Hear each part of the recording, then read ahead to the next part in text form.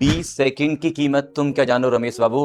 अगर 6 सवालों में 20-20 सेकंड बचा लिए ना तो 2 मिनट मिलते हैं आपको नया सवाल करने के लिए। तो आओ मैं आपको सिखाता हूं एक shortcut to find 3x3 matrix का एडजॉइंट। तो करना क्या है आओ समझते हैं। 3x3 मैट्रिक्स का एडजॉइंट फाइंड आउट करने के लिए बच्चे बहुत मिस्टेक करते हैं।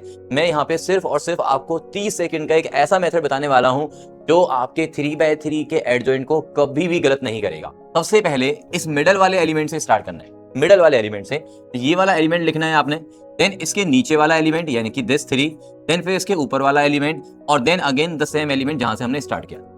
अब इसके बाद वाले एलिमेंट के लिए भी सेम प्रोसीजर, 2 4 नीचे वाला, देन फिर ऊपर वाला और फिर ये सेम एलिमेंट।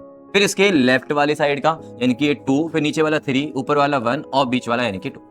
पहली रो को, जो ये पहली रो अभी बनी है हमारे पास, इस पहली रो को आपने एक बारी यहाँ पे फिर से लिख देना है, that is 3 3 2 3।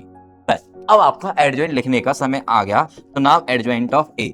Adjoint of A कैसे लिखना है? अब दिस इनटू दिस माइनस में this into this. This into this is 12, 12 minus का ये 6 यानी कि 6।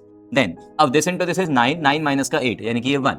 ये हो गया आपका 4 माइनस का 9 माइनस का 5, right. This is now 6 minus का ये 8 माइनस का ये 2, 4 माइनस का 9 माइनस का 5, 6 माइनस का 2 दैट इज 4, 6 माइनस का 9 माइनस का 3, 6 माइनस का 3 3, 3 माइनस का ये 4 माइनस का 1। Adjoint done. नाउ अभी जाना नहीं है, अभी जाना नहीं है। अभी आपको मैं एडजॉइंट के साथ साथ बताने वाला हूं इनवर्स। इनवर्स का एक ऐसा मेथड जो कि आपको सिर्फ और सिर्फ 5 सेकंड में आप इनवर्स निकाल सकते हो एडजॉइंट निकालने के बाद।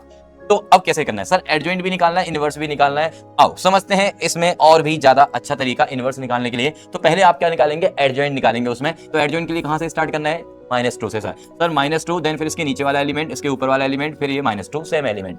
अब इसके राइट वाला यानी कि 0, नीचे वाला -1, ऊपर वाला -1, फिर ये सेम एलिमेंट।